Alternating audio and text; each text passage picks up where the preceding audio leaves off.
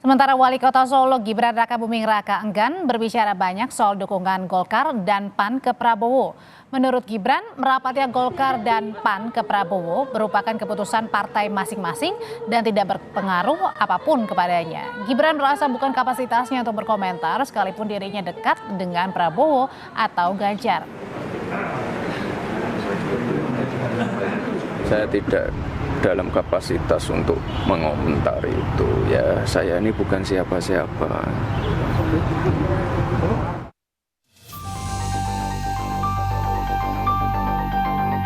Cara menggodanya dengan bunga merah dan kuning.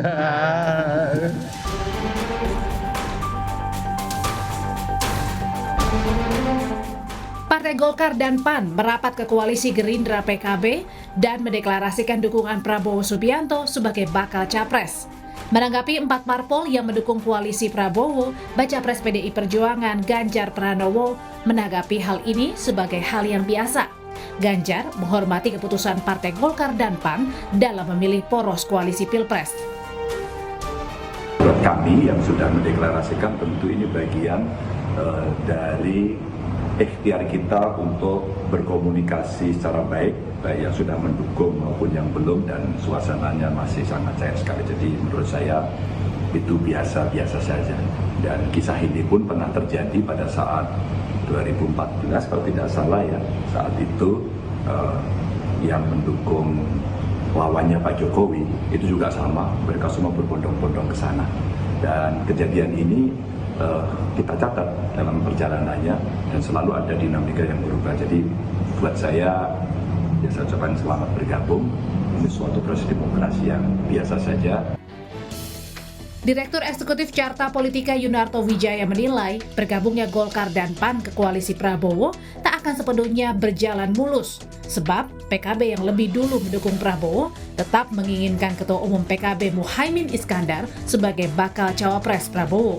Demikian pula soal dorongan PAN dan Golkar agar Erick Thohir dan Erlangga dipilih jadi cawapres. Kalau kita lihat ini akan langsung ada masalah, misalnya tadi statement dari Mas Viva mengatakan calon wakil presiden diserahkan kepada capres saja, tanda kutip. Sementara kalau mengutip dari Kang Saiful, Piagam Sentul jelas mengatakan posisi cawapres ditentukan oleh Gus Imin, untuk Pak Prabowo dengan Gus Imin. Artinya Piagam Sentul harus diamandemen dulu tuh. Kalau kemudian ingin berlanjut kan, ini sebuah koalisi yang terjadi. Itu yang menurut saya menyebabkan ini belum bisa memang disebut sebagai koalisi, karena janur kuning atau resminya sebuah koalisi itu adalah ketika mereka bersepakat bukan nama capres, tapi nama capres dan nama cawapres. Patut ditunggu bagaimana nanti 4 partai pendukung ini bisa memilih siapa cawapres yang akan menjadi pendamping Prabowo Subianto. Tim Liputan, Kompas TV.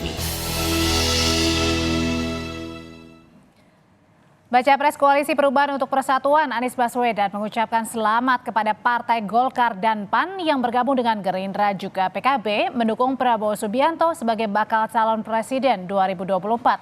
Anies saudara tak gentar meski koalisi pengusung Prabowo semakin bertambah. Anies menceritakan pengalamannya ketika di pemilihan Gubernur DKI Jakarta. Kala itu dirinya dan Sandiaga Uno hanya didukung 2 parpol saja, Gerindra dan PKS, tapi akhirnya berhasil menang. Kami pernah punya pengalaman di Jakarta, hanya berdua.